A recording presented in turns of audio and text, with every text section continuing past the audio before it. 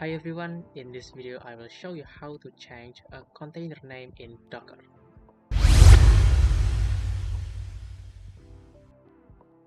As you can see here, there is no option to rename a container name in Docker app. So how do you rename it? It's easy. Simply run the command provided by Docker docs.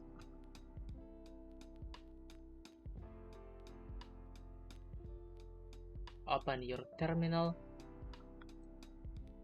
and then type docker rename old container name space new container name.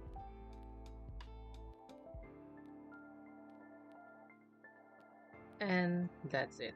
If you found this video helpful, please make sure to leave a like and share. Thank you for watching.